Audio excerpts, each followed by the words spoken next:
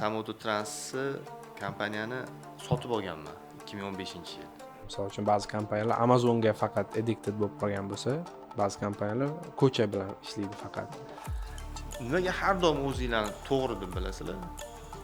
Broker shunaqangi narsaki, ular bilan har doim ko'z yetmagan narsaga va'da berishingiz kerak emas. Tramp taklif bilan chiqqan, uni senat ko'rib chiqadi, tasdiqlaydimi, tasdiqlamaydimi, bu ham savol ostida. Ko'raman, agar ma'qul kelsa qolaman, yashayman. Agar ma'qul kelmasa qaytib ketaman Yevropaga deyilgan. Уже dispetchga o'tayotgandan keyin sekin vaqt hayotga ajratiladigan vaqt уже kamayishni boshlaydi. Masjid o'zi 5 million bo'lsa borarmi? 5 million bola odam tabiiyki borarmi? O'shanda to'g'risini aytib undan ko'ra nima qilgan? Ishga o'xshata olmagan yaxshi. To'g'risini aytib. Assalomu alaykum. Bugun mana Samauto Builders degan channel ochilib, podkastimizni boshladik.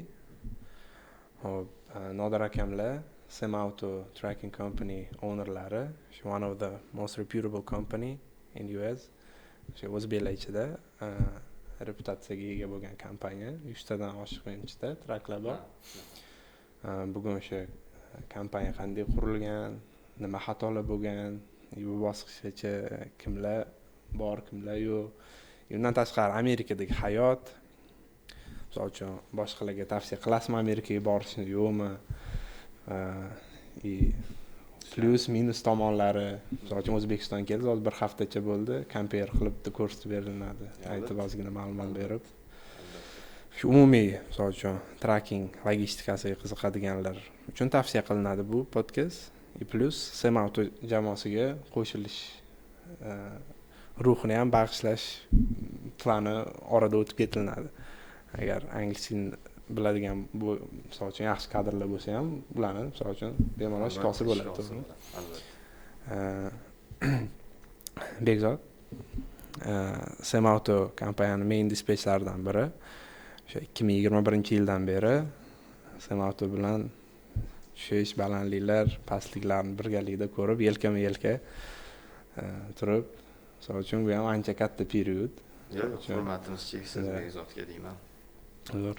Dolisa dispetchlar ko'pchilik nima xatolar qiladi, nimalarga e'tibor bermaydi, o'sha dispetchni successful bo'lishidan ushlab turadigan qanaqadir xatolar yo ayblarini aytib ketsangiz ham, misol uchun ba'zi dispetchlar o'sha xatolarga yo'l qo'ymagan bo'lardi kelajakda. Albatta. Upcoming dispetchlar bor, update'lar bor, qiziqadi o'sishga. Shu xolasa boshlab oldik. Bismillohni aytib. Assalomu alaykum. Samototrans haqida qisqacha tarixini aytadigan bo'lsam, iloji boricha asosiy nuqtalarni aytib o'taman. Samototransni kompaniyani sotib olganman 2015-yil. Sotib olingan, keyin unga asosiy kuch 2020-yildan boshlab e'tibor berilgan. Sababi 2020-yilgacha o'tgan 5 yilda faqat bitta yoki ikkita trak bilan ushlab kelingan. 2020-yilda o'sha nima deydi, sherikchilik asosida kompaniya kengaytirilishi bo'yicha kontrakt tuzilgan Baxtiyor bilan. Shundan keyin kengaytirish boshlaganmiz. 2020-yil kiras o'sha bozorlar, Amerika iqtisodiyotidagi bozorda o'sish, karantin payti, faqat bozor tepaga qarab o'sish payti edi. Logistikada boom bo'lgan paytlar. Kengayishda, lekin bosqichma-bosqich shoshmasdan, iloji boricha kamroq xatoga yo'l qo'yish bilan boshlaganmiz Baxtiyor bilan. Asosiylari shu. Mana 2020-yil kengayish boshlagan bo'lsa, hozir 2025-yilga yetib kelgan bo'lsak, 2015 bilan 2020 orasida bitta, ikkita yoki 3 ta trak bo'lgan bo'lsa, soni bu riski boshqasi hammasi kamroq bo'lgan. Lekin 2020-yildan уже kengayishni boshlagandan, komanda kengayishni boshlagandan keyin уже har bir nuqtaga e'tibor berish bo'lgan. Yani 2020 bilan 2025 orasi biz uchun sinovli bo'ldi. Yaxshi kunlar ham bo'ldi, bozor boom bo'lganda, bozor keyin Coviddan keyin tashlab yuborgandan keyin ham haqiqiy o'sha komandaning haqiqiy a'zolarigina kompaniya uchun turib berdi. Bu yerda faqat mani rolim emas. Bu yerda komandani roli, timni roli nihoyatda cheksiz. Dispatch komandasi bo'ladi, tim bo'ladimi, safety tim bo'ladimi yoki accountingmi, ya'ni har bir department o'zini ishini qilib turib bergani uchun mana shu kunlarga yetib keldik. Mana agar endi bu yog'iga yana Amerika iqtisodiyoti ko'tarilishi boshlasa, ya'ni faqat meniki emas yoki ikkinchi o'nir Baxtiyorniki emas, hamma komandani, jamoani yutug'i bo'ladi. Ya'ni bizani Xudo xohlasa kelgusida katta yutuqlar kutib turibdi deb umid qilamiz. Shunga ishonamiz. Inshaalloh. 5 yildan 10 yilga periodda, misol uchun future periodda Semautoni qanaqa darajada ko'ryapsiz o'z tasavvuringizda? Asosan agar biz Perspektivalarga reality deb o'ylagan perspektivasida asosan hozir butun komanda market nimaligini yoki bozor nimaligini tushunib yetgan, bozor bo'lib turgan vaqtda uni hech kimga tushuntirib bera olmasdi. Hatto sherigim bo'lmish Baxtiyorga ham tushuntirib bera olmagan. O'sha og'ir iqtisod tushganda hamma narsa orqaga ketishi yoki bankrotlik ehtimoli ham bo'lishi mumkin-ku bozor tashlab yuborganda. O'shanga hozir komanda tayyor. Asosan o'sha kelgusida traklar soni ko'paysa, kompaniya daromad qilishni boshlasa, bu butun departamentga manfaatli bo'ladi. Ya'ni daromadlarni bo'lishdi. Faqat ownerlargina emas, dispatcher, safety, fleet, ELD hamma manfaatdor bo'ladi. Asosan o'sha Amerika standartlariga javob beradigan professionalroq kompaniya qilish yanada professionalroq, kattaroq. Misol uchun taxminan trak bo'yicha hisoblasa, hozir 100 ta bo'lsa, 5-10 yildan keyin nechtagacha misol uchun planda bo'lishi mumkin taxminan.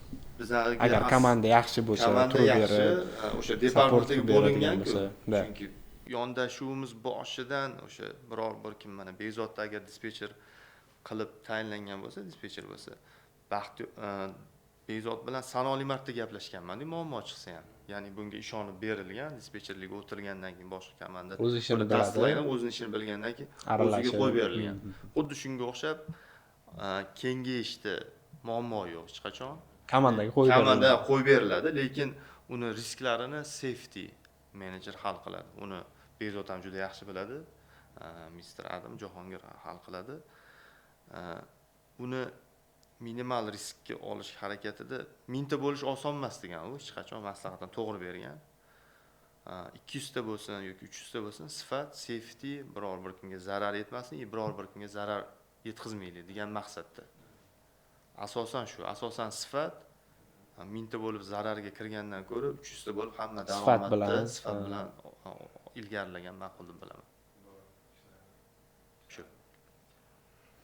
Endi 2015-yilga qaytsak, u payti nima sabab bo'lgan kompaniyani sotib olishga? Kompaniyani sotib olishga o'zi faoliyatimiz 2013-yildan boshlangan. Sam Autotrans o'zi akasi bor, Ascot Autotrans degan. Uni orqasida turgan Ascot Autotrans turadi. Chunki Samdi Ascotda 2013-yilda faoliyati boshlangan bo'lsa, 2015-yilda, 2016-yilda 10 ta trak limit bilan ushlab kelganman. Har doim 10 tadan oshirmaganman. Chunki o'sha safety menejerimiz hamda maslahatlarini olganman. Birga ishlamagan bo'lsak ham payt maslahatini olardim. Shunga nima deysan desam, 20 ta 30 ta qilib riskka kirgandan ko'ra 10 ta sifat, daromad asosiy shu birinchi priority degan. Shu maqsadda 2015-yilda sotib olishimizning sababi o'sha hamkasbimiz trak sohasi hamma qilib ketaveradigan soha emas. Kiradi, yoqsa qoladi, yoqmasa chiqadi. O'sha faqat bilmi bor. Bilmi yoki haqiqatda o'ziga ma'qul kelgan bunaqani hisob kitobini olgan insongina trak sohasida qoladi. Mana o'zingizlarda ham tajriba bor bu sohada. Shu 2014-yilda o'zi ochilgan kompaniya 2015-yilga kelib, yo'q, bu soha men uchun emas ekan degan. Unda kompaniya nima qiladi? Yopiladimi yoki agar xohlasanglar sotaman degan. Men o'zim qurilish sohasiga o'tib ketaman degan. Va to'g'ri qaror ham qilgan ekan. Hozir havasdamiz u bola insonga ko'rishmaymiz, lekin eshitamiz u haqda o'sha qurilish sohasida o'sha Nyu York shtatida ancha katta yutuqlarga erishganini bilamiz. Agar trak sohasida qolganda bilmadim, u yutuqlarga erishirlarmidi, erishmasmi bilmasdim. Lekin bizga sotgani bizani ham foydamiz bilan shu darajaga yetib keldik Samoto Trans orqali. Xullas, undan oldin 2013-yil. Asosiy faoliyat 2013-yilda boshlangan. Aha. O'zingiz haqingizda ozgina aytsangiz, misol uchun undan oldin qanday nima qiziqish undagan logistikaga kirishga? Oldin qaysidir kompaniyada ishlaganmisiz US ga borishdan oldin yoki oldin qanaqadir misol uchun dispetcher yoki qaysidir safety departmentda experiences bo'lganmi yoki ingliz tilini bilgansiz, pul bo'lgan, Amerikaga borib ishlab ochib olgansiz? O'zingiz haqingizda ham ozgina. O'zim haqimda gapiradigan bo'lsam, 2012-yil ko'chib borganman Amerikaga. U ko'chib borganda ham so'roqli ko'chib borish bo'lgandi. Boraman, yashab ko'raman, oilam bilan, farzandlarim bilan 3 oy muddat yoki uzoq borsa 5 oy muddat 2012-yildagi gap. Ko'raman, agar ma'qul kelsa qolaman, yashayman. Agar ma'qul kelmasa qaytib ketaman Yevropaga deyilgan. Borildi, yashaldi, ma'qul kelindi, keyin baribir qiziqasiz, qaysi sohada nima faoliyat ko'rsataman deb. Borganda asosiy bizani tanishlar yoki o'sha bizga ustoz bo'lib o'rgatgan kompaniya trak sohasini o'rgatgan, yo'l yo'rib ko'rsatgan insonlar mana sohani aniq tiniq qilib tushuntirgan. Mana shu soha bitta o'zi insonni haydovchi bo'lib, driver bo'lib ishlasa ham daromad ko'radi, kompaniya ochsa ham daromad ko'radi. Shu soha deyilgan. Endi chetdan qarab hisob kitobini qilib ko'rsam, eng oson ish, ya'ni eng oson ish deganda, ya'ni ustozlar bor, yo'l yo'riq ko'rsatadigan insonlar bor. Ko'rsatib turishdi mana qanaqa ishlaydi, qanaqa faoliyat yuritadi. Yo'l yoritilgan, tekis yo'l mashinadan ket deyapti. Xuddi ketish kerak bo'ldi. Bo'ldi deganman, bo'lmasa men 2013-yil qaytib kelaman deganman deb. Yevropaga qaytib ketib, keyin 2013-yil o'sha borgan kunimdan boshlab faqat tracking sohasidaman. Hech qaysi kompaniyada ishlamaganman. O'zim kompaniya ochganman, o'zim haydovchi, o'zim accounting, o'zim tracking, hammasida o'zim universal. Sotib olganmisiz yoki Sotib olganman. Sotib olganman. Necha pulga? Sotib olishda car holderdan boshlaganman. Hozir ham juda mashhur, asosan o'sha yangi boradiganlarga car holder 3 taligini sotib olganman. 3 ta mashina tortadigan. Tortib tajriba oshirib boraverganman, keyin nima deydi, eshiklar ochilib borilaveradi, sohani yanada chuqurroq tushunasiz va kengayishga qarab intilish. Inson fitratidagi narsa. Bu payti xullas bir o'zingiz bo'lgansiz, Bir o'zim o'zingiz ko'tarilgansiz. Shunaqa. 10 tagacha olib chiqqansiz 2015gacha. Shunaqa. Undan keyin u kompaniya yopildi. Yo'q, yopilmadi. U har doim orqasida turdi, haligacha faoliyat yuritadi. Ya'ni sherik bilan kengayish boshlaganda, ya'ni Ascot uni orqasida turishi, har doim qo'llab-quvvatlashi. Orqasida turishi nima ma'noda orqasida turishi? Orqasida turish ma'nosi deganda, agar Amerika bozorida yoki agar tarixi bo'lmasa kompaniyani yoki biror bir shaxsi tarixiy kredit historiyasi turmasa, kengayish qiyin yoki invest qilish kerak yoki naqd pul tikish kerak. Plus u kompaniyadan Penske Riderlar uchun xuddi shunaqa Rider Penske'ga co-signer bo'lib turib, har doim Ascot turib kelgan boshdagi 1-yilda 2021-yilda. Keyin razgom olib olgandan keyin, yurishib ketgandan keyin u yog'iga sam obro'si, reytingi Ascotga qaraganda oshib ketdi. Lekin unga rozi bo'lganman. Shu shart bilan bo'lingan. Bo'ldi, tushunarli. Xo'p. Begiz aka, sizda assalomu alaykum. Samautoga jamoaga qo'shilishdan oldin qanaqa milestone, ya'ni yo'lni bosib o'tgansiz ungacha? Undan keyin qanaqa bo'lgan? Undan oldin Samauto timga qo'shilishimdan oldin har xil sohalarda ishlab ko'rganman. Masalan, servis sohasida, Hilton, Toshkent City National joyda ishlaganmiz. Undan keyin bitta tanishim logistikada ishlardi, ya'ni Samautoda. O'sha orqali uni qanaqa natijalarga erishayotganini, yutuqlarga erishayotganini eshitib, o'zimni shu sohada sinab ko'rgim kelgan. Bu payt endi o'sha yoshlar orasida ommalashib borayotgan soha edi bu. Ya'ni bizda endi ofislar ochilib, dispetch servislar ochilib. O'shandan keyin o'sha tanishim orqali kelganmiz Samautoga. Olishgan ishga birinchi stajyor qilib, ya'ni ishni o'rganganmiz. Xudoga shukr, vaqtida o'rganib, yonimizdagilardan to'g'ri maslahatligini olib tez ya'ni o'rganish stajirovlik protsessidan ham tez o'tib ketdik. Undan keyin ishni ko'rib, ya'ni natijaga erishayotganimizni ko'rib, shunda o'sha joyimizni qotirib qo'yishmadi, ya'ni ko'tarishdi, ya'ni dispetcher shunga o'tkazishdi. Ya'ni kelgandan o'zi shu boshidan sohani mana shu yerda o'rganganman, Samafda. Noldan. Dispetcherlik ham shu yerdan o'tganman. Boshqa kompaniyada o'zim sinab ko'rmaganman. Shu yerda o'tdik, mana hozirgacha уже 4 yil bo'lyapti. Dispetcher bo'lib ishlayapmiz, dispetcher bo'lib. Shu paytgacha Samavtoda bo'lgan esda qolarli qanaqa voqealar, yaxshi, yomon situatsiyalar bo'lgan? Esingizda qolgan. Esda qolarli nima xulosa chiqargansiz? Nima xulosa chiqargansiz endi asosiy? Xulosam Boshqalarga manfaatli bo'luvchi fikr bersangiz, xulosa bersangiz. manfaatli bo'ladigan bu ishda avvalambor jahlni ushlab bilish kerak, ya'ni boshqarib bilish kerak. Eng katta o'rgangan narsam shu. Chunki bundan oldin har xil nima desa bo'ladi, konfliktli situatsiyalarda odam tez qizishib ketadigan xarakterga ega edim. Hozirda lekin yo'q, shunda 4 yil bo'layotgan bo'lsa, jahlni boshqarib bilish, odam o'zini nima desa bo'ladi, spokойно ushlashni o'rgandi odam. Ish sohasiga keladigan bo'lsak, bu bizni uzoqda o'tirganimizdan qat'iy nazar, kompyuterda o'tiramiz, odam bilan yuzma-yuz gaplashmaymiz, brokerlar bilan, driverlar bilan. Ko'pchilik tushunishi mumkin, uncha javobgarligi yo'q sohada. Yoki meni ko'rmayapti, xohlaganini qilishi mumkin, o'ylashi mumkin. Ammo lekin bu har bitta qilayotgan postupkamiz, ya'ni qadamimiz, gapirayotgan gaplarimiz kompaniyani ertangi kuniga ta'sir qilishini ham odam tushunib yetdi. Keyin, misol uchun, hamma kompaniyada har xil dispetching tomoni, misol uchun, ba'zi kompaniyalar Amazonga faqat addicted bo'lib qolgan bo'lsa, ba'zi kompaniyalar ko'cha bilan ishlaydi faqat. Sizni qanaqa fikringiz shu Amazon ko'cha bilan ishlash? Mana GB Hunt, Schneider, FedEx, UPS yuklar bor. Siz o'zingiz shaxsan qaysi yo'nalishni prefer qilasiz? Boshqalarga maslahat berasizlar. Endi Samavto'da boshlaganimizda aslida shu Amazonda edi. Qiladigan ishimiz Amazon bilan edi. Yangi dispetcher bo'lib o'ylab qaraydigan bo'lsam, o'sha paytdagi xayol fikrlarim, ya'ni Amazondan zo'ri yo'q edi u paytda. Juda ham oson. Ko'rasiz, olasiz, driverga berasiz. Hech qanaqa qiladigan ish yo'q. Brokerga update bermaysiz. Shunaqa, juda ham oson edi. Puli ham yaxshi.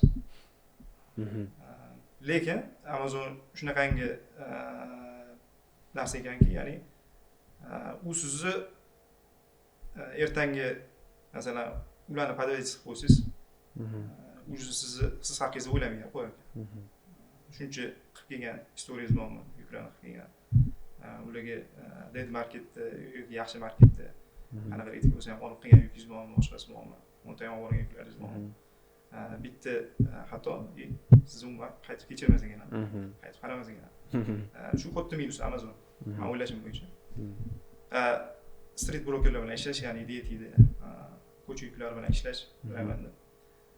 Uni yaxshi tomoni birgalikda brokerlar bilan bitta jamoa bo'lib munosabat o'rnatib, kelajakda birgalikda ishlashni rejalashtirib borsa bo'lar ekan. Networking qurib, bir-birini qo'llab, unda qanaqa bizga proyektlar bo'lsa berishi, biz ularni qilishimiz. Shuni hammasi birgalikda ishlasa bo'ladigan eng ma'qul yo'l shu menimcha. Hozir shunda Samauto Trans nimaga fokus beradi? Driverlarning growthini chiqarishda. Hozir aslida bizda shu driver bilan ishlash. Live loading. Live loading, live unloading, yo drop and hooklar ham bor. Power on. Liniyalarimiz ham bor. Aslida shu brokerlar bilan qattiq anglashishni o'rnatib, munosabat o'rnatib, kelajagiga birgalikda qadam tashlash. Chunki bizni vaqtinchalik nima desa bo'ladi, munosabatlardan yiroqdamizda. Ya'ni bitta broker bilan ishlashni boshladikmi, u bilan o'sha yaxshi ishonchiga kirib, servizini qilib, munosabatini qilib, kelajakda o'sha katta yutuqlarga erishish maqsadi.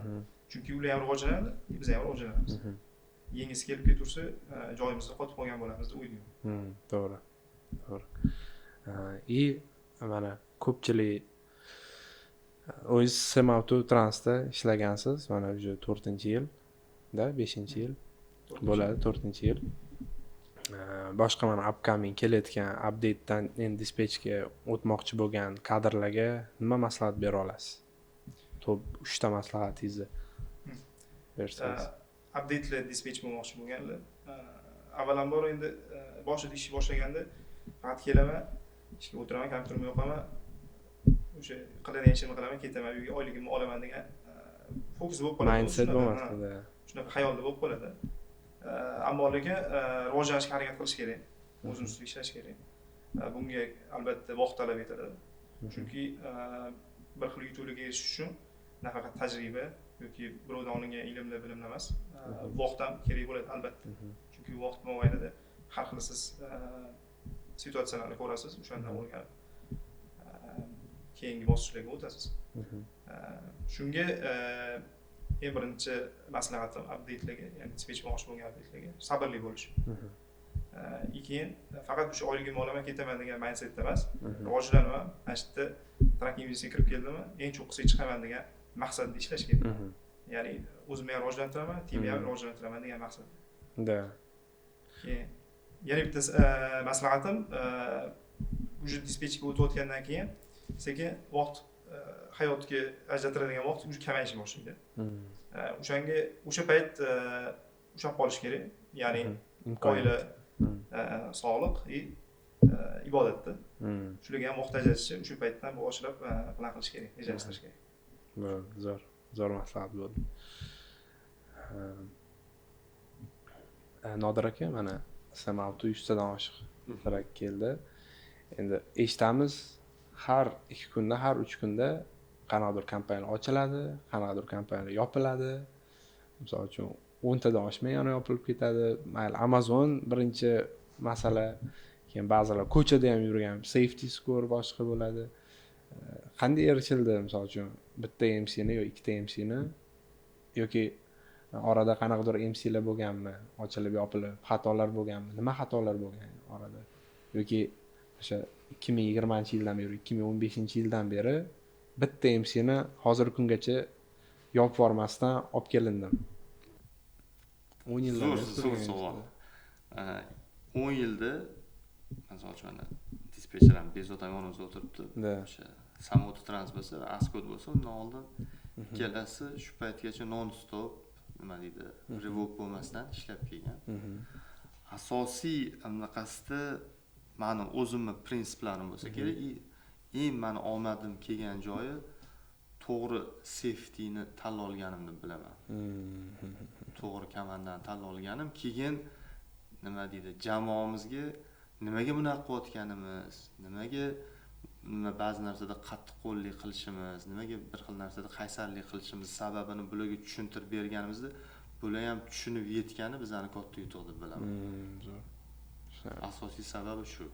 Endi siz hozir boshqalar yopiladi, mana xabar sohadamiz, bu sohada yopiladi, ochiladi do'z. Albatta nima deydi, background nima deymiz? History o'zim ham o'sha ownerlar bor-ku, o'sha kompaniyani ochayotgan insonlarning o'tmishiga ham bog'liq deb o'ylayman. Agar haqiqatda stabilniy yoki uzoqroq muddat ko'zlagan strategiya deyiladi biznesda, boshqada o'shanaqa maqsadda ochilsa kompaniyani umri uzoqqa cho'zilishi kerak, lekin ko'proq yengil qaralgani uchun o'sha Amerikada ownerlarning yengil qaralgani, keyin bu yerda o'sha servis xizmat ko'rsatgan kompaniyalarni ham yengil qaraganni hisobiga menimcha yopilib ketadi deb o'ylayman. Tushunarli. Asosiy nuqtalari shu. Endi detalniy kirsa aytiladigan gaplari ko'p, lekin asosiysi shu deb o'ylayman.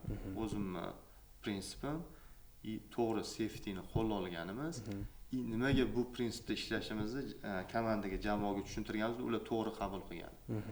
Hozir bezot odat oxirgi Amazon yopilganiga necha yil bo'ldi? 2 yildan oshdi. 2 yildan oshib qoldi. Chunki Amazon yopildi, bo'ldi. Butun komanda miting bo'ldi. Nima qilamiz? boyaga aytganingiz boshqa Amazon ekanini sotib olamiz. Nima yechim bo'ldi o'shanda?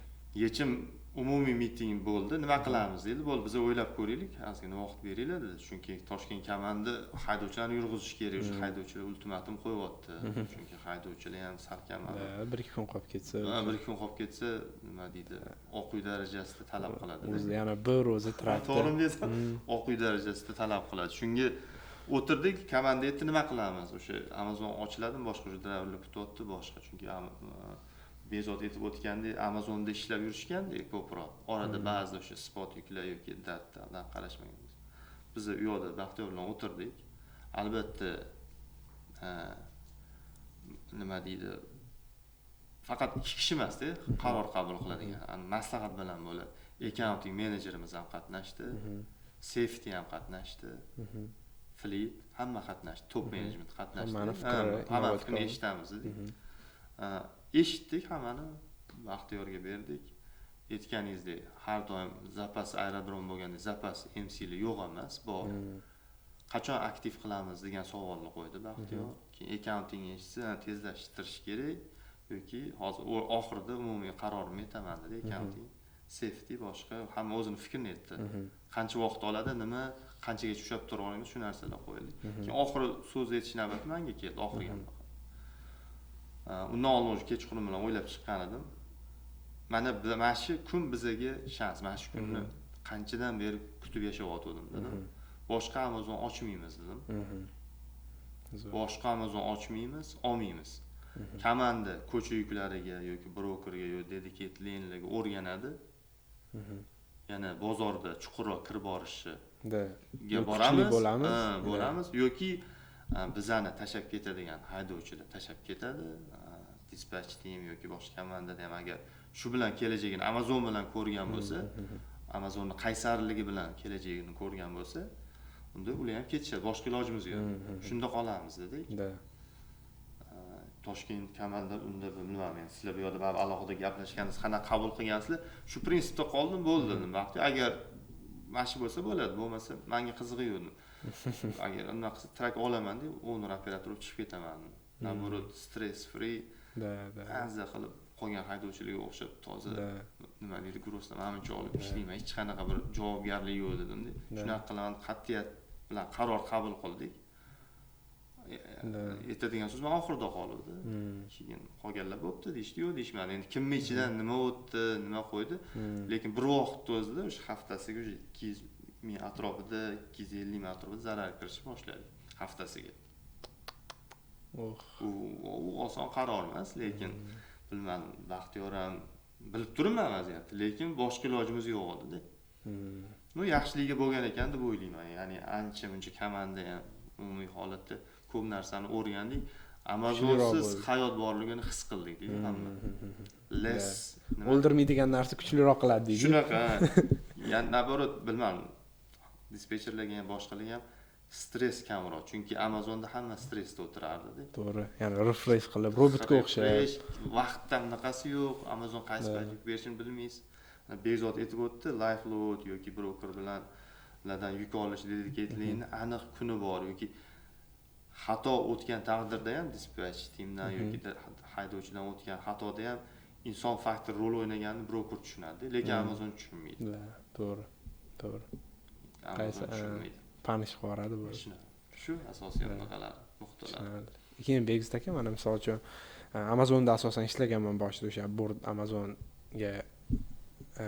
bilan ishlayotganimiz. Keyin Amazon yopilishi bilan ko'chaga o'tish qanday bo'ldi protsessi?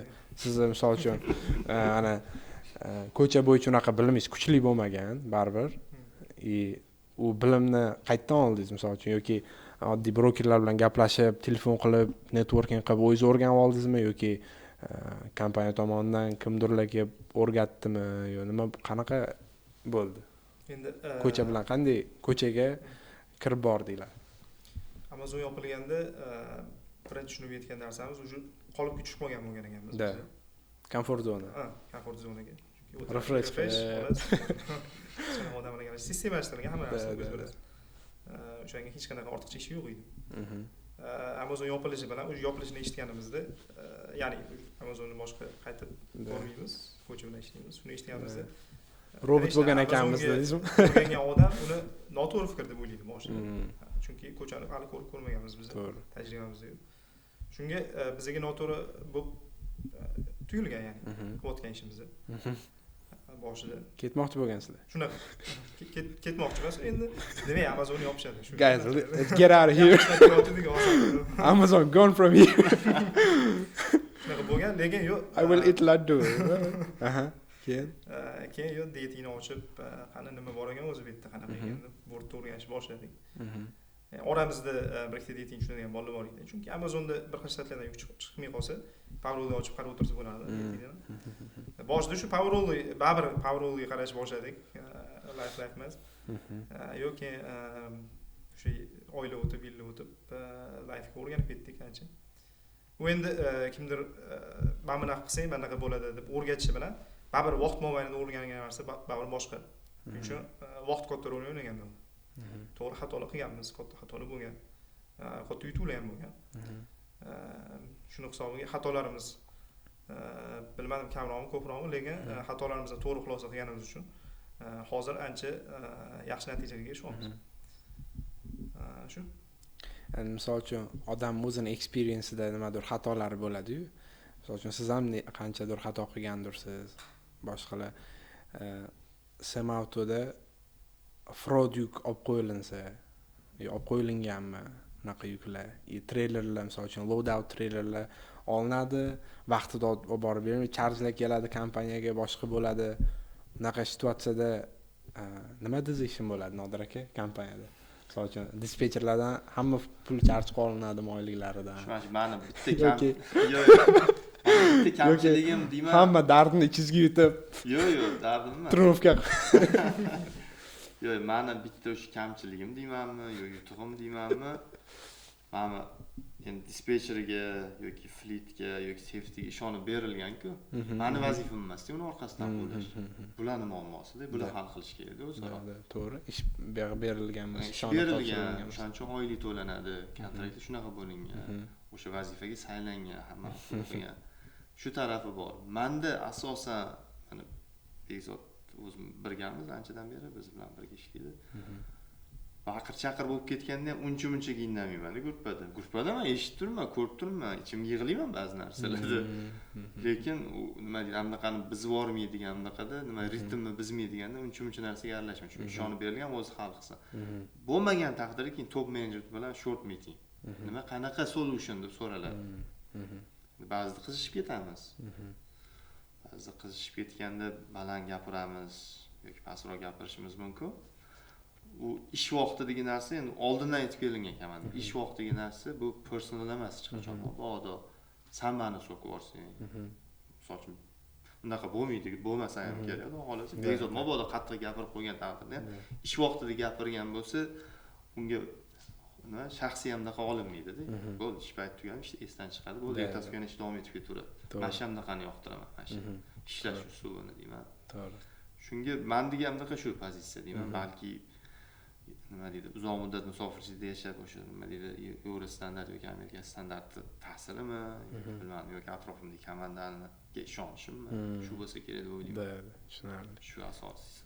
Bekzod o'zingizda nima fikr? Misol shu paytgacha nechta fraud yuk olgansiz misol uchun? Bu ham naqadar ko'p bo'lgan. Endi uni orqasidan o'zimiz chiqardik, ya'ni o'sha odamni topib, push qilib, ya'ni to'lattirish, lekin bir xillari yo'q bo'lgan bo'lardi yoki bir xillarni topardik, to'lab berardi uzoq muddatda o'zi ham bo'lib. Bir keyin qo'porib aytgan modaga aylanib ketdi, ya'ni keraklarning orasida bir-biridan double brokerage qilib Amazon yuklarini olish. Shu narsaga ham bir kirib qolganmiz. Bu narsa bo'lganda endi kerak baribir. Orangizda bo'layotgan shartnoma Telegramda oddiy tashlangan narsa bo'ladi. Hech kimdan talab qila olmaysiz, kimdir orqali undan pul yechib ola olmaysiz. Masalan, bermasa. O'sha keraklar ishonch ustida qilinadi-da bu ish. O'zbek aka deb shunaqa bo'lib ketgan. Shunaqa, kimdir garantiya Amerikada menimcha tracking biznes ham ishonch ustida Shunaqa. qurilgan ba'zi joylari bor. lekin noto'g'ri deb Da, o'ylayman. da. Katta Keyin? pulga tushishi mumkin. Keyin u ular ham o'sha pul bermaganda borib ofislarga pul yechib mana shunaqa qilib bo'lgan paytlari ham bo'lgan. Brokerlarga keladigan bo'lsak, double brokerlarga, o'sha fraudlarga. Bir marta shunaqa vaziyat bo'lgan, yuk olganmiz, shunaqangi ulanib ketganki, bu brokerga chiqsangiz, bu brokerdan oldim deydi. Bu brokerga chiqsangiz, bundan. Oxiri original broker topdik. Ular sanlar bizga umuman daxling yo'q deyapti. Biz hamga sotganmiz, u yukib bitirgan POD bergan bizga deyapti. Shunda shunchaki 10 mingdan ko'proq summaga tushib qolganimiz bor. tushunarli. Endi buni oldin olish uchun, avoid qilish uchun boshqa mana upcoming dispatchlar bor. Experience unaqa zo'r bo'lmagan dispatchlar bor, bilmaydi, xato qilib qo'yishini. Qanday oldin olsa bo'ladi bunaqa xatolarni? Trailerlar bo'yicha ham, misol uchun loadout trailerlar olib, vaqtida yetkazib olib bormaydi. Bunga nima sabab? Buni qanday fix qilsa bo'ladi? Qanaqadir sistema qilish kerakmi yo nima qilsa bo'ladi? Loadout trailerga keladigan bo'lsak, broker shunaqangi narsaki, ular bilan har doim ko'z yetmagan narsaga va'da berishingiz kerak emas. Ya'ni ularga aldayotganingizni baribir oxirida bilsa, o'sha to'g'risini aytib undan ko'ra nima qilgan yaxshi. Ishni o'xshata olmagan yaxshi. To'g'risini aytib turib, aldab turib baribir o'xshata olmagandan ko'ra, unda battar jahli chiqadi. Juda ham katta charchaga kelish ehtimoli bor. Masalan, loadout kech qolyaptimi, oddiy broker bilan maslahatlashib, gaplashib, shunaqa bo'lyapti. Masalan, $150 kuniga charj bo'lsa ham, uni kamaytirish imkoniyati bor. Broker va inson o'zimizga o'xshab. Bo'layotgan tracking biznesda bo'layotgan hamma plyus minuslarni u ham biladi. Har xil faktorlar. Shuning uchun tushunishga harakat qilib pasaytirib berishi mumkin. Lekin biz iloji boricha shu alohida bortimiz bor, sistemalarimiz bor. Loadout trailer kech qolyaptimi, iloji boricha arzondan olib bo'lsa ham olib borib berishga harakat qilamiz. Avvalambor kech olmaslikka harakat qilamiz. Lekin shunaqa vaziyat bo'lib qolsa ham shu. Ikkinchi savolingiz nima edi? Shu FreightGuardni avoid qilish. FreightGuardni avoid qilish. Endi u narsa Factoring bilan check qilish kerak. Ili qulay yo'li shu. DTda bortda o'zi post bo'lsa, o'zi bilinadi o'zi. Bir ishlagan dispatcher o'zi bitta biladi. Post bo'ldimi? Hozir fraudlar ham o'rganib olgan. Arzon post qiladi. Oldin qimmat post qilardi. Hozir o'rganib olgan ular, arzongina post qiladi, lekin email boshqa bo'lishi mumkin. Domain ya'ni. Telefon qilsangiz ko'proq anaqa hindistonliklar bo'lishi mumkin yoki inglizcha uncha yaxshi gapira olmaydigan aksenti borlar.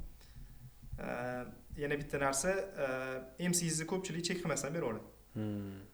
MC'ni deydi, mana deydi, bo'ldi, hozir sending boradi. Ko'p fraudlar shunaqa. Ularga safety scores, oldin qanaqa FreightGuardlar bo'lganmi sizda? Yo'qmi? Historyga qarab o'tirib. Unaqa yukli chiqib qoladigan bo'lsa, avvalambor shu MC qo'ygan bo'ladi ular, qanaqadir MC'ni. O'sha MC'ni main numberga telefon qilamiz. Email domainni aytib, broker otlarni, yukki qatnaligini aytib, hammasini verify qilib olib, keyin olamiz. Shunaqa. Keyin Nodir aka aytdingiz, Baxtiyor aka bilan partnershipda 2020-yil dogovor bo'ldi. Shunda u dogovorga nima sabab bo'ldi? Nimani kelishdinglar? O'rtada kim necha pul tashadi? Ili o'zi 50-50 bo'ldimi? 10 ga 30 mi? Taklif mendan bo'lgan. 90 ga 10. Yo'q, taklif mendan bo'lgan, chunki kimki Amerikaga yangi borsa, nimaga yangi bor ko'chib borgandan keyin ishlash faoliyatini boshlagan, albatta yaxshi daromad ko'rish boshlaydi. Shu ko'pchilik qiladigan, bilmadim, balki xato deb aytsa bo'ladimi yoki birinchi o'sha chanqoq holda borasiz daromad qilishga, ko'p pul topishga. Ko'p pul topganda ko'proq O'zbekistondagi holatni yaxshilashga, ko'proq O'zbekistonga investitsiya qilib, oilam deysiz, uyda ukam, boshqa yoki investitsiya qilasiz. Uy-joy yoki boshqa shunga o'xshagan narsalarga tikib qo'yish, tikiladi ko'proq. Bekitadigan joy yo'q.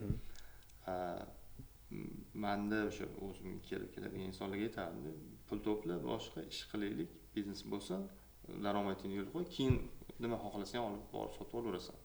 Agar ehtiyoj bo'lsa unga. Munchaga qaytib kelmaydi o'z ko'pchilik Amerikada, bilasiz. To'g'ri. Daromad qasd. Baxtiyorga 2015-yil o'sha 16-yil o'zi taklif qilganman. Sen qachon tayyorman desang, men tayyorman. Kengashga deganmiz. Oradan 4 yil o'tib 2020-yil o'sha bozor bo'lyapti, market, narx-navo boshqasini eshitibgan. Men nima qanaqa analiz qilgan, bir kun kelib aytgan ofisga, Nodir aka, men tayyorman. Sherikchilik asosida o'sha Samut Trans kengaytirishga degan. Ungacha driver bo'lib ishlagan. Ungacha birga haydovchi bo'lib birga faoliyat ko'rsatganmiz. Banda faoliyat ko'rsatgan, ishlagan. 2020-yilda o'sha teng sheriklik asosida. O'sha nima tashalsa teng barobar, nima zarar ko'rilsa. Agar sir bo'lmasa, kim necha puldan tashlagan?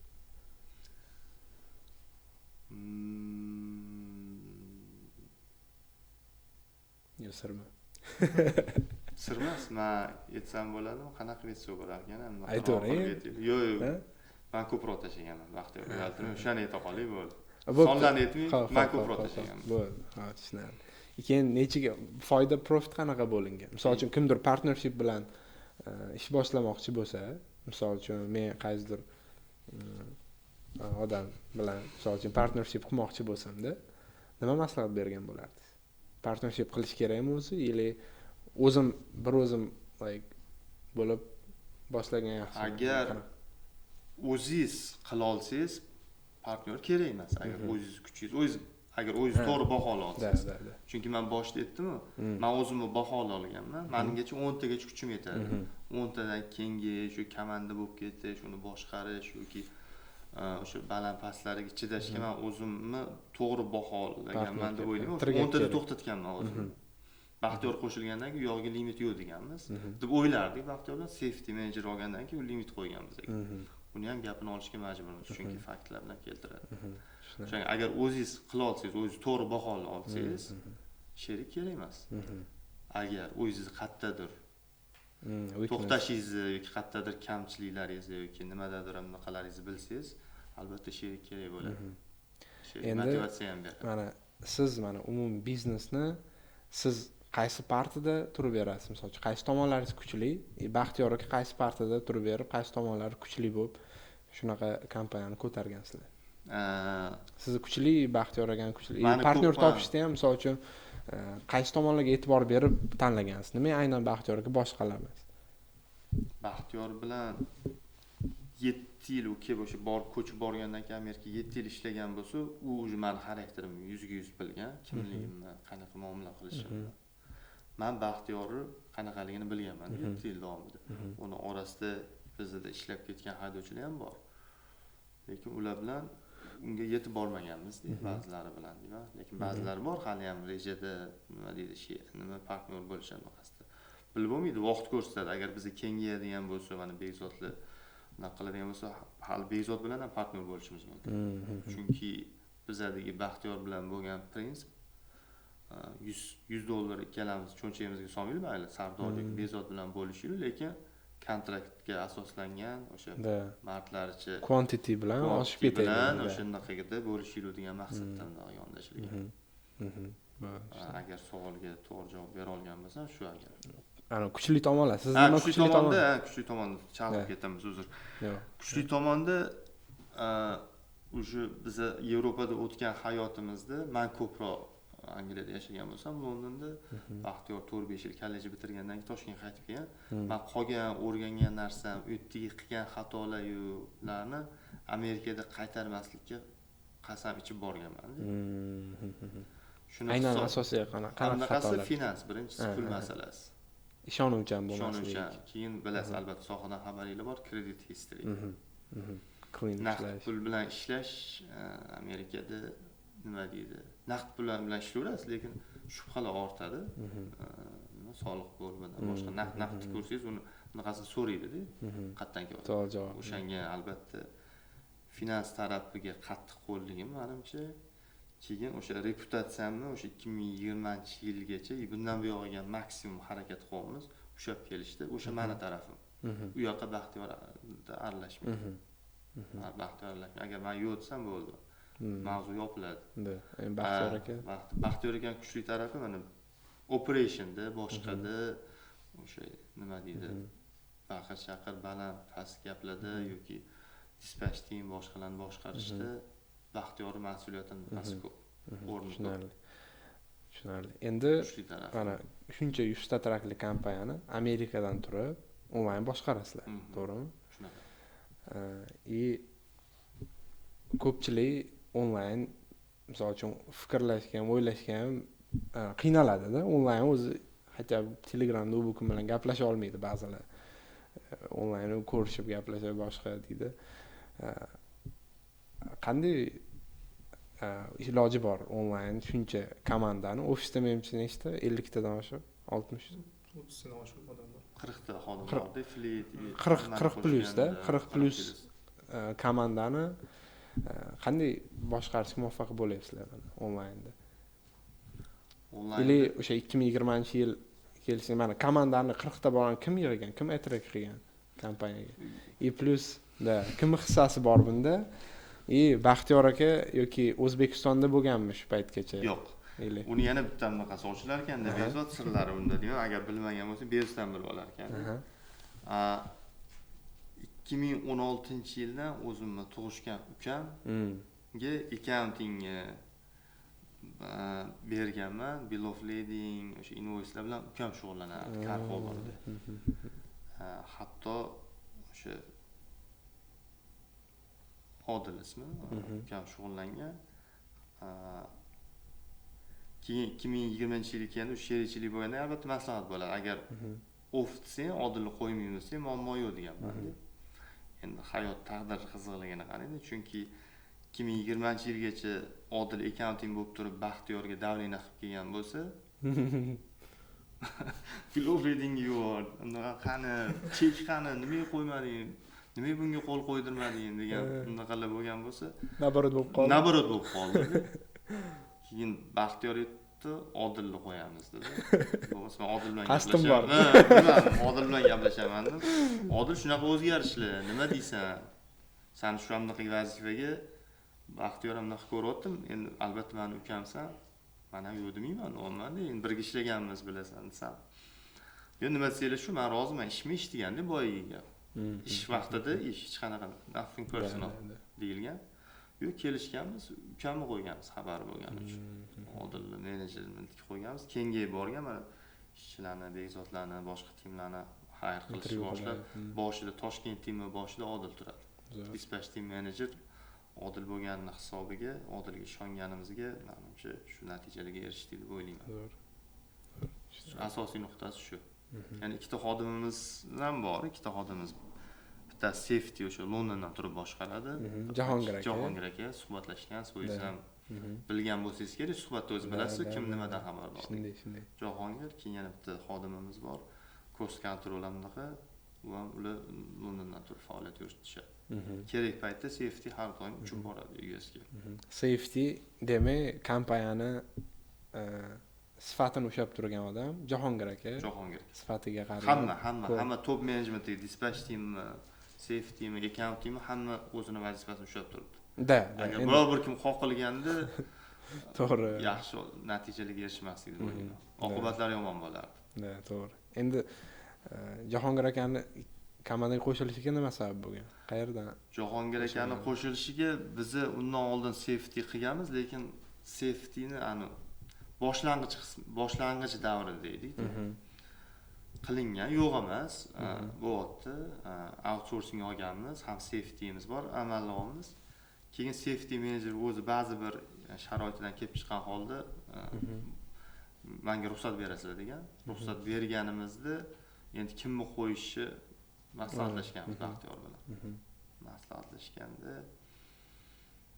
keyin birinchi sayt takliflandi deganman-da, sanda kim nima outsourcingmi boshqa, mana outsourcing bor, xohlasang ishlatamiz Chicago deydi, Illinoisdek komandani desam, yo'q, o'zimizga olganimiz yaxshi, chunki o'sha balandpastni bilib bo'lyapti-ku holatda deyman, ya'ni in-house bo'lish shartligi. Keyin yo'q, menda kandidat yo'q degan. Keyin men bittasini yana tavsiya qilaman deganman. O'sha Jahongirga tavsiya qilamiz deganman. Xohlasang gaplashib ko'r, suhbatlashamiz. Bilasan-a, Jahongirga keyin taniysan, xarakteri boshqasi, ishlash uslubi desam, taniyman, menimcha to'g'ri kandidat tavsiya qilyapsiz. Suhbatlashaylik degan.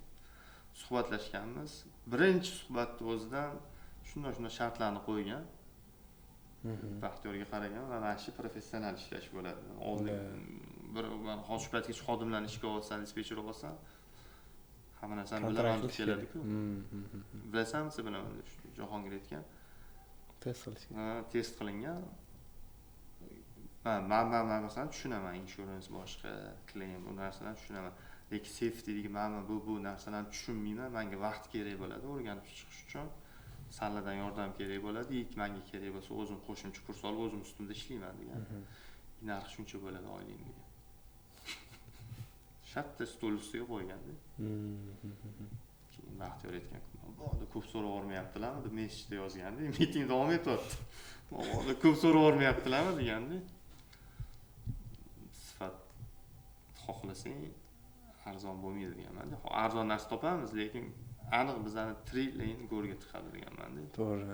Mana o'zi MC'ning ochilib yopilishini qo'polroq ma'noda aytsa. Deganman.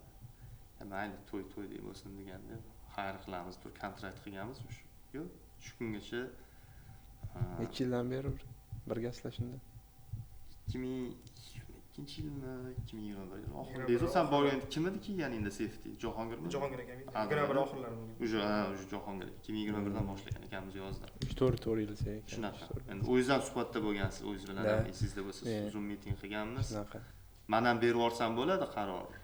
Bulardan so'rayman timdan, agar menga yetib kelishmasa, men aralashmayman odatda. Qanchalik muhim qaror deyman, yana qanchagacha ushlab tura olamiz. Masalan, broker bilan muammo bo'lib qolsa yoki insurance accident bo'lib qolsa, ayo 1 soat ichida so'z bo'ladi, 2 soat ichida 2 soatda xonada kutib turamiz deyman. Qo'ngandan keyin majbur. Shogirdlar yo'qmi, misol uchun o'zlari shogirdlar tayyorlab? Endi oldi, shogird olib tayyorladi. Shogird olgan. Endi assistent olgan. Boshda bularga tushuntira olmasdi, chunki men o'zim haydovchi ham bo'lganman.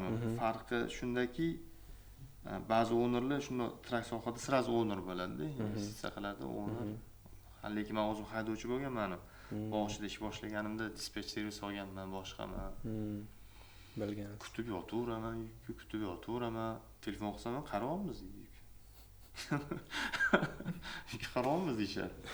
Hayron bo'laman, do'konlarni olib kelaman, New Jerseyga boraman, New Yorkga boraman, qolaman tursam ertalab bo'lgan bo'ladi. Shunga aytdim, loading qilib turgan traklar qarab ichimachi dedi. Hayron bo'laman. Endi boshlanishi majburmiz, sohani boshlab qo'yganmiz. Shunga menimcha o'sha haydovchi bo'lganimiz, Baxtiyor ham haydovchi bo'lganligi bularga iloji boricha harakat qilardi. Qanaqa emotsiyada, nimada qaror qilishi yoki ular gapiradigan gap yoki so'kinadigan gapni umuman yurakka yaqin olmasligi. Prosta ish vaqtidagi so'z almashinuvi deb qabul qilinadi. Ba'zida endi O'zbekiston sharoitida ham bunaqa gapiga javob berish kerak degan narsa bormi? O'shani so'kinishda oddiy nuqta virgul ishlatiladi-ku Amerikada. O'shanaqalarda chegaralarda dispetchlarni kontrol qilish sal qiyin bo'lib qolardi, chunki bular ham yangi kirib borgan Amerikadagi mentalitet masalasi. Harakat qilib, trening qilib, driver holatini men o'zimdan kelib chiqqan holda yoki Baxtiyor o'zidan kelib chiqqan holda tushuntirgan. Agar ular to'g'ri qabul qilib, updating dispatch deb to'g'ri qabul qilib, o'ziga ichida tatbiq qilgan bo'lsa, bu bizning yutug'imiz. Zo'r. Endi misol uchun kimdir trak kompaniya ochmoqchi bo'lsa agar, nima deb o'ylaysiz? Hozirgi danni momentga necha pul bilan ochish kerak? Qanaqa ko'nikmalarga ega bo'lish kerak owner o'zi, kompaniya biznes egasi? Mana endi shunga boy partnership haqida gapiryapsiz-ku. Maslahatim haqiqiy partneri topib turib shu sohaning ichida yurgan. O'sha bilan hamkorlik qilgani yaxshi. Boshida. Agar o'zi sohadan xabar bo'lmasa, juda qiyin masala. Hozirgi market holatida, hozirgi Amerikadagi bo'layotgan tarif jangi haqida degan holatda aniq Amerika bozori yutib oladi. Aniq yutib oladi deyman. O'zimning experienceimdan bo'lgan, bitta kompaniyani yuritganman. Bu kompaniyani 10 tacha traki bor edi, o'zi polni sotib olishgan. Partnershipda qilingan. U tomonda pul bor, bu tomon prosta Amerikada yurgan, lekin tracking bo'yicha, faqat trak haydashni biladi, lekin operations bo'yicha, safety, accounting bo'yicha bilim bo'lmagan. Prosta yurg'izib yuboramiz, market zo'r, hozir yurg'izib yuboramiz, zo'r bo'lib ketadi deb o'sha payti pul tikishgan, $1 million ga yaqin pul parlanib ketdi. Bilamsizlikdan traklar yotibdi hali ham boshqa. Menimcha, meni tajribamdan kelib chiqqan holda eng yaxshi tavsiya, agar haqiqatda aytganingizdek qancha pul bilan boshlasa bo'ladi, boshqa agar sohadan xabari bo'lsa, u shundan boshlab ketadi, hech kimdan so'ramaydi. Lekin haqiqatda investor bo'lsa, hamkorlik qilgani ma'qul deb bilaman. O'sha to'g'ri kompaniyani, to'g'ri ownerni topib turib, endi hozir oxirgi 10 yilda shu sohada bo'lsa, o'zbeklar albatta surishtirsa, boshqa qilsa, albatta kompaniya haqida yaxshi referens beradigan, yaxshi professional ishlayotgan kompaniyalar ham ko'p. Hatto o'zimiz ham havas qiladigan kompaniyalar bor. Men o'zim ham havas qilaman ko'pchilikga. Qaysi kompaniyalarga misol uchun havas qilasiz? O'zim havas qiladiganlardan Energy Track bor edi.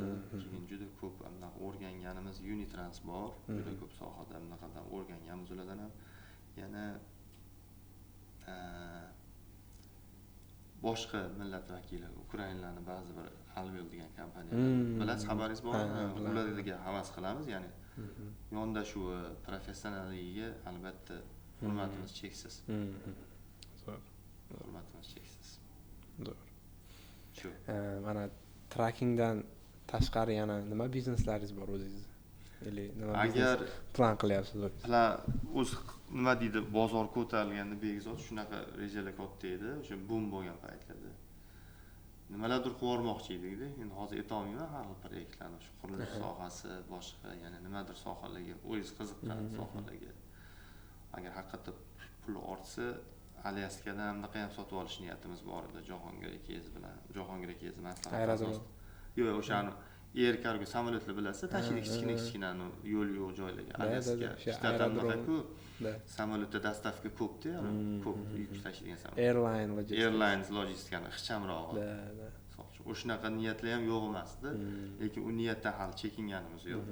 Agar daromad ko'rib, imkoniyat eshigi ochilgan kun, albatta uni ham qilish niyatimiz bor. Air Cargo. Zo'r, Air Cargo. Ya'ni o'sha payt u sam bilan ochiladimi yo boshqa nom bilan ochiladimi? Xuddi mana Begzodlar bu yoqda aytolmam, bu aytdim, bu vaqt soatiga partnyor bo'lamiz balki Begzod bilan degandek, payti keladi, bular o'sha nima havoda tashiydigan yuklar bilan unaqa deal qilishar deyman kelajakda. Nasib. Ishtaha baland. Zo'r. Ishtaha baland. Lekin bozorni balandpasini o'tkazib olish uchun sabr qilindi, chunki payti tikilmaganining sababi o'sha prinsip. Agar hozir boshqa narsalarga tikib qo'ysak, hammasi birdaniga ag'dariladimi yoki bittasi tirik qoladimi? Haqiqatda qurilish sohasi ham ancha anaqa qiyinchiliklardan o'tdi-da hozir Amerika bozorida. To'g'ri. Qurilish sohasi.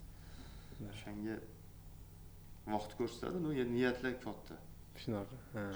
Asosiy priority Air Cargo xudo xohlasa kelajakda. Keyin Nodir aka, asosiy ya'ni qiziq tomoni Amerikadagi hayot haqida ozgina gapirsangiz, iloji bo'lsa. Amerika hayoti Tavsiya qilasizmi? Tavsiya qilaman albatta. Faqat u yoqqa o'sha Amerika hayotiga borib qo'shilib ketishda inson o'zi ruhan tayyor bo'lsa, u uchun katta yutuq. Agar o'zi ruhan tayyor bo'lmasa, 5 yil o'tadimi, 3 yil o'tadimi, 10 yil o'tadimi, agar negativ qarashda bo'lsa, faqat negativda yuradi, faqat O'zbekistonni qo'msaydi vaqt o'tishi bilan. Lekin O'zbekistonga qaytib kelganda O'zbekistondan ham qoniqmay qoladi, arosatda qolib ketadi ko'pchilik deyman. Endi ko'pchilik o'ziga sezilmaydi chetdan qaraganingizda. Hayoti yaxshi. Til bilsangiz, boshqa biz qanaqa desa bo'ladi? Communication. Qo'lidan kelgan odam baxtli bo'ladi. Yo'q, hamma baxtli bo'ladi. Hammaga imkoniyat yaratilgan, imkoniyatlar bor, sharoit bor. Communication deymiz, muomala. Ingliz tilini bilib muomala qilsangiz, albatta ishingiz bitadi, ular ham muomala qiladi, ular ham siz bilan suhbat qiladi. Agar o'zingiz tilni bilmasangiz yoki biror anaqa muomaladagi muammoingiz bo'lsa, albatta ular millatchiga aylanadi. Tushunarli. Endi haqiqiy nima? Taroziga solib o'lchab ko'rilsa, noto'g'ri narsa deb bilaman. Imkoniyatlar ko'p. Farzandlarni o'qishiga hamma orzu qiladigan Harvard, boshqa Kaliforniyadagi universitetlar yoki Elon Muskga o'xshab raketa uchiraman desa, unga imkoniyatlar bor. Imkoniyatlar bor mamlakatda. Agar sizni haqiqatda talentingizni bilsa, anaqada qolmaysiz deydi-ku, ko'chada qolmaysiz. Albatta sizga investorlar topiladi, sizni g'oyalaringizni qo'llab-quvvatlaydigan insonlar bor albatta deyman. Tushunarli. Keyin Misol uchun u yoqda endi bitta kompaniyani ham yana MC'ni check qilib ko'rdik. Ularni bilan partnership ishlash yo'lini plan qildik. Lekin MC'da UCCdan check qilsak, loani bor ekan. $400,000. Atrofida. Ular bilan partnership qila olmadik. Endi keyin o'yladik-da. Shuncha ham loan olib, misol uchun kompaniya yuribdi, boshqa bo'lyapti. Endi menimcha u yopilib ketadi deb taxmin qildik, chunki so'rab surishtirganimizdan keyin factoring kompaniya по-любому unchalik loan olgan kompaniyani yuklarni hold qilib, pulni olib qolishi mumkin deb o'yladik. Nima qilmadik, ishlamadik ular bilan. O'sha shunga fikringiz qanaqa sizda? Unchalik 400,000, 500,000 loanlar olib, xotirjam O'zbekistonga qaytib borib, yangi hayotini noldan boshlayman deb. Yo'q, hozir siz tushundimmi? Hozir yaxshi tekshirganingiz yaxshi. U sizni yondashuvingiz O'zbekiston standartida, hozir shu yoshgacha orttirgan tajribangiz, umumiy atrofda bo'ladigan gaplardan kelib chiqib turib, o'sha narsani qaror bergansiz-da. Hozir misol uchun Elon Musk bilan ham misol uchun agar partner bo'laman desangiz, uniki 5 billion bo'lishi mumkin, 10 billion bo'lishi mumkin. Loani. Ya'ni g'arb western deymizmi? Yo'q, western mana oxirgi 100 yilmi, 200 yil deymizmi? Iqtisodiyot qurilishi tizim shunaqa qurilganda.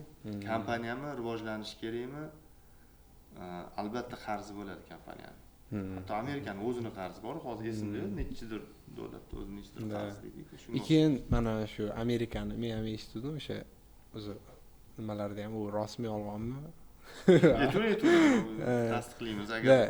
Menimcha o'sha qarzlarni ham yopish uchun или o'sha Amerika ekonomikasini ko'tarish uchun mana Trump prezident bo'ldi-yu. 5 millionlik gold kartlarni chiqardi. Misol uchun 5 million kimdir purchase qilsa olsa, kelib Amerika fuqarosi residential ham ma'lum bir muddatdan keyin berilar ekan. U bo'yicha qanaqa ma'lumotlar bilasiz? U ma'lumotni prezident taklif bergan Trump, lekin u qachon tasdiqlanadi, qachon amalga oshadi, uni u immigratsiya departamenti hal qiladi. U bor narsa. Yangiliklarda ham o'qidim. Misol uchun 10 kunning ichidami, 1 kunning ichidami 1000 ta shunaqa kart 1 kunning ichida dedi. Qaysidir kun 1000 ta kart sotilibdi. 5 million. Yo'q, u noto'g'ri ma'lumot. U hozir yangilikda Google'da yozishibdi. Trump taklif bilan chiqqan. Uni Senat ko'rib chiqadi, tasdiqlaydimi, tasdiqlamaydi-mi? U ham savol ostida. 5 million deb turib, albatta yana investorlar kirsin, pullar kelib olsin-da, Amerika iqtisodiyotiga pul kirsin degan. Bunaqa programmalar ko'p, faqat endi Amerika-ku bunaqa programmalar o'z oldidan ham bor. $500,000 bilan nimadir yana hali ham bor u programmalar. Faqat bular bu taklif bilan chiqqani ko'proq menimcha ochko olishlari deb o'ylayman. Hali bu amalga oshadimi, oshmaydimi? Savol ostida aytganingizdek navbatda turganlar juda ko'p. Endi vaqtida o'zi 5 million bo'lsa borarmi deyman? 5 million bor odam Amerikaga borarmikan? O'shanda. Menimcha sizda ham 5 million bo'lsa mana shu o'zida imkoniyati ko'p, mana shu o'zida Ibrohim bilan aylantirsanglar kerak. Bo'ladi. O'shanga yo'q, agar oshsa puldor insonlar uchun yaxshi. Daromadi yoki mablag'i bor insonlar uchun yaxshi. Lekin unaqa programmalar ko'p. Masalan, Google, Facebook, boshqalar hali ham ishchi boshqa olib yotishibdi. Unaqa narsalarda muammo yo'q. Tushunarli. Muammo yo'q, katta gigant kompaniyada. Tushunarli. Xullas, Amerika tracking ekonomikasi hali hayot. Hayot.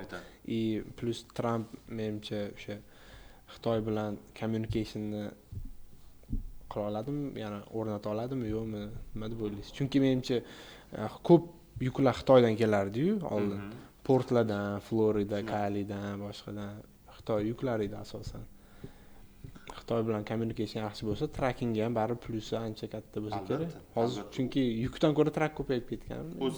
O'zi men ekspertlarning eshitishi yoki Trump kelishini hamma nima deydi? shunaqa bilan kutgan edi-ku umid bilan. Da. Lekin Communication ikkinchi to'g'rilikda. kvartalda hamma narsa yaxshi bo'lishi kerak. Market bo'yicha, eksportlarni yetishi bo'yicha. Lekin u narsa bo'lmadi. Endi yonidagi Balki vaqt kerak. vaqt kerakdir balki, lekin bilmadim. Undan yonidagi shaxsli unaqa to'g'ri ma'lumot eksportlab bera olmagandan keyin menimcha bizga uzr bo'lsa kerak. Qanaqa qaysi muddat nima bo'lishidan men ojizman to'g'risi. Hozir xabaringiz bo'lsa, xitoyliklar nabrud bizga kirib kelyapti. Eshitgan bo'lsangiz, bizneslar, boshqalar Amerikaga borishdan menimcha ularda interes qolmagandir balki. Yo'q, global dunyoda yashayapmiz. Nima tezlik, hamma narsa tez. U anaqa shekilli bir hayotni bir anaqasi shekilli nima? Tabiiy evolution deydimi? Bo'ladigan narsa undan qochib qutula olmasak kerak. Faqat raqobatbardosh bo'lsagina menimcha davom etamiz. Tushunarli. Xulosalar mendagi xulosa shuni aytishim mumkin. Shu logistika sohasida bizdan oldin boshlagan bizlarga ustoz deb aytamizmi yoki bizdan oldingi boshlagan kompaniyalarga o'z tashakkurimizni aytamiz. Albatta men yoki boshqa unaqa keyin bu sohani boshlagan insonlar yengillik yaratmadi. Prosta borib o'sha konveyerga bunday tomosha qilib turib tushdik. Ularning bahonasida mana O'zbekistonda ofislar, dispatch servislar ochildi. O'zbekiston yoshlariga Amerika bozoriga kirib borishga to'g'ridan-to'g'ri Amerika iqtisodi bilan, marketi bilan ishlash imkoniyatlari yaratildi. Buning uchun tashakkur ularga. Shu yana nima deyishimiz mumkin? Logistika sohasi hali beri to'xtaydigan narsa emas. Dunyo yaralibdiki, nimadir tashilish kerak. Nimada tashilishdan qat'iy nazar. Agar traklar to'xtab qolsa, samolyotlarda tashiymiz. Poyezdda tashiymiz yoki shipda keyin qayerlarda tashiymiz. Shunga o'xshab kelajagi bor. Agar hammamiz o'sha uzoq muddatli to'g'ri strategiya tanlab olsak, faqat Amerikada turib bizmi yoki sizlar mana O'zbekistonda turib to'g'ri strategiya market to'g'ri baholab olsanglar, albatta katta yutuqlarga erishamiz. Katta opportunitylar, imkoniyatlar bizlarni kutyapti, hammasi oldinda deb bilaman, Xudo xolasa. Gap yo'q. Yana oxirgi gap. Misol uchun biz bu yoqda so'ralmagan nima gaplar, nima savollar kutuvdingiz bizdan. Biz o'shani so'ramadik sizdan. Siz xohlagan, aytmoqchi bo'lgan gaplaringiz yana. Bo'ldi. Men so'ramoqchi bo'lganim, nimaga har doim o'zinglarni to'g'ri deb bilasizlar? Amerika bilan konfliktga kirganda men sohamiz bo'yicha deyman-da. Nima deb bunaqa deb turib har doim sraz hamdaqani aytasizlar. Maqsadga o'tasizlar-da, aytasizlar. Shunaqa bo'lishi kerak edi o'zi deysizlar-da. Oddiy keys misol uchun o'sha drivermi yoki fraudmi yoki shunga o'xshagan narsa bunaqa deb turib Amerikaning o'ziga, driverning o'ziga harakat qilasizlar deyman. Nima? Sababi shu nima? Shuni. Endi men o'zim fikrim, absolyutna nimadir narsa to'g'ri yo absolyutna 100% noto'g'ri narsa yo'q. Misol uchun garantiya mana shu narsa to'g'ri, garantiya mana shu narsa noto'g'ri.